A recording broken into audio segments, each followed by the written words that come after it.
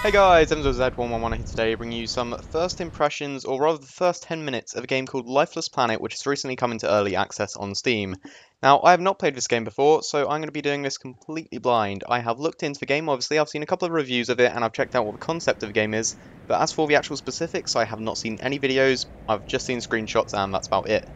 Now, this game is I guess the best way of putting it would be a adventure game, and concept is you have crash landed on a planet and that's it. That's all you're given from the beginning on. You have to explore, you have to find out what happened, and you have to uncover mysteries. So it's basically an exploration game set in space. So you're an astronaut, and if I'm correct, you are Russian and you have a jetpack. I did not know this, although by the looks of it, it's not very functional. It's just more like a double jump jetpack. So one of the reasons why this game did appeal to me so much is because of the scale of it. I mean, you're on a planet, like an entire planet. You're not zoned in or anything. You can just literally walk in one direction pretty much until you reach a mountain or something you can't get over. It's not just zoned in areas like a lot of other adventure games are. And as you can see at the top left, this game is currently in beta. So of course all the footage you are seeing, blah blah blah, disclaimer, it's not representative of the final product and everything like that. What you're seeing right now is they gave an actual stat. It's like 95% of the current game. So the main problem here is there's a small amount of content that's still in beta, so it may be buggy, and I'm guessing there's optimization which is going to be added to make it more playable on lower end machines and things like that. By the looks of it, I have just walked over here for no real reason, so maybe I should have actually checked out my crash site a little more. I apologise about that. But what I did was I got in touch with developers of this game and sent them an email saying that I was interested in the game, so they sent me a press copy to review and give some impressions on. They haven't said I need to be positive about it. If I want to criticise this game, I can. I have that freedom of speech, so any first impressions you do get from this first 10 minutes is going to be genuine, it's going to be genuinely what I think of it. As it is right now, I feel a bit stupid for wasting my time and walking all the way over there, but you know, I'm going to try and fix that by actually going back to where I crashed. And I have to admit, I don't know the controls, so maybe there's a way to interact with this crash site that I didn't previously notice. I can't believe I just walked in the wrong direction, that's so stupid of me, but I tried left clicking, so I can't really inspect it. Aha! Aha! Oh, my head is killing me. It feels like I have a concussion.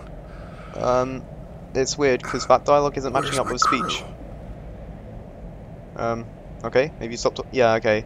The voice acting there just kind of half said what's in the dialogue, but there you go. That put me off a bit. I wasn't expecting that. I wasn't sure whether to go quiet or not. So, holographic display surface for, okay. I'm guessing that records any notes you find and things like that. And this is the character's current thoughts and sigh. I guess we'll have to find out what that is later on. But I believe I've just taken that system out of the crashed pod, and I now have it myself. As for how I access it, I'm not 100% sure. I will quickly check the controls in case there is anything I'm missing. WASD, mouse, or right stick, jump, interact, walk, tablet. Okay, that's tab. I do have a flashlight. There's also zoom, a robotic arm. There's a robotic arm? How do I... Okay, I'm guessing I don't have that yet. I would love to have that, but yeah, I've got this hollow tab now, so... Oopsie, wrong button. There we go, and zoom. That's fairly standard stuff. And flashlight. Holy hell, that is a bright flashlight. So, now I've got that, I explore. I'm going to have to look for something.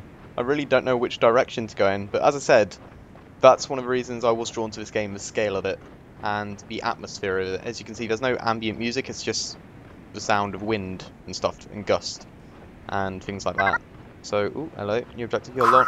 An oxygen leak. Oxygen? Oh god. You see, that's one thing I've always hated about both games set in space and games set underwater, where there's underwater missions. The idea of running out of oxygen is something that absolutely terrifies me. Well, it looks like I'm actually making progress here, so I'm going to go over here towards the sparkly thing. And hopefully that is some form of oxygen, but yeah, running out of oxygen is one of my genuine fears. Because it's something that's inevitable and you just need to constantly be... It's weird, I can't really describe why I'm scared of it so much.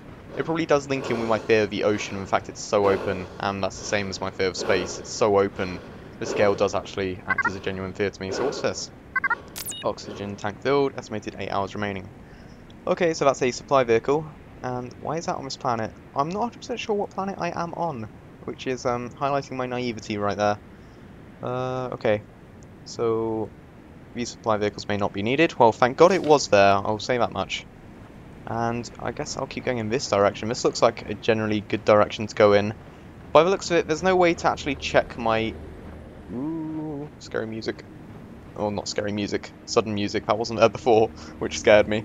There's no way to check my oxygen levels, which I don't know if I like that or if I don't like it. I guess I do like it, actually. I understand that even at twice the speed of light, your journey will take 15 years. Okay. That's right.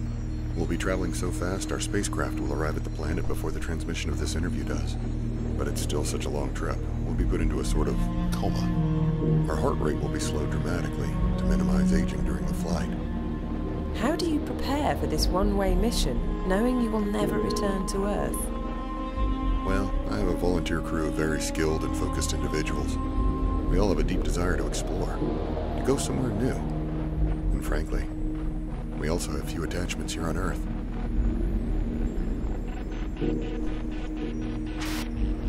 Okay, I believe that's the dialogue over. But I do have to admit that this is one of my favourite methods of storytelling. It doesn't throw it in your face, it doesn't stop you playing, it just gradually reveals the story as you progress. That's the best way of storytelling in a game, in my opinion. So I'm glad they have done that. It's not just you have to... Oh god, Jesus Christ. You don't just have to go around reading notes or suddenly have cutscenes or things like that. Can I double jump up there? No. I'm now stuck in this canyon. Oh god, I had to go for a cave, so this is going to be obligatory flashlight tutorial, I'm guessing? Oh, I don't even need flashlight. Okay, there we go. Now, one thing I will say is I am not too keen on the aesthetic of this game, but I can't criticise that because I'm meant to be on a barren planet, so what am I expecting, like jungles and shit? Everything is... Okay, mostly. mission is a disaster, lander took a beating and with it most equipment. Oh my god, there's a Facebook bleep. I am so professional, I'm sorry about that, guys. Okay, the jetpack is actually broken then, like I said, so I can only actually use it to double jump.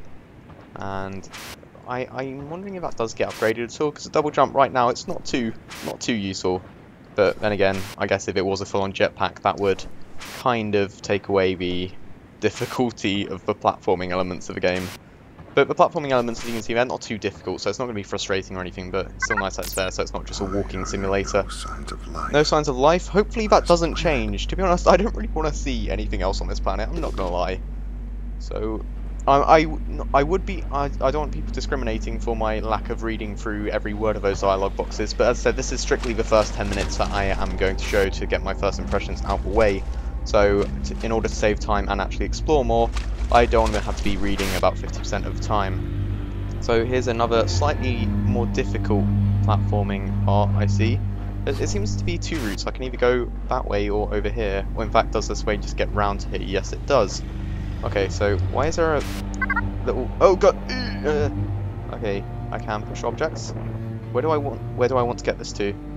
I'd assume over there, so I can climb on top of there. So I'll push that over here.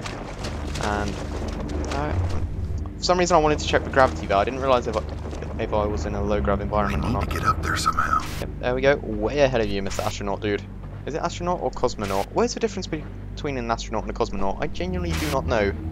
There we go. So finish that little platforming area. So there's puzzle elements to this game, which again means it's not just a walking simulator. And this isn't where I came from, is it? If not, I'm just to waste a lot of progress. So yeah, even though the game is open and vast in scale, it is still, you're given direction and it is clear areas where you need to explore and things like that, which again, I do like. Now there's a little sort of, what's it called, not a ravine, it's not an oasis, what would it be called? Oh god, they are actually living creatures. Are they frogs? What are they? No, they're not even living, they're just, are they living? I have no idea. But here is, yeah, here's another little platform I can go up. And I'm not sure if I should be trying to explore more as opposed to going the set path I am being given. But I said I want to make as much progress as possible, and in fact I think I have nearly reached 10 minutes.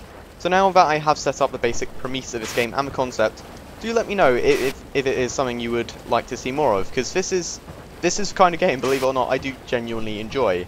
And if you guys do want more coverage, then I will do it, because otherwise I'll just enjoy the game by myself and, you know, play it for myself and go through it myself at my own pace. But if you want to see more of it, then let me know. And, oh god, why do I have to end here? I really want to see what that is. But yeah, this has been me, Ems with Z111. Please leave a rating if you enjoyed the video. This is me out. Peace.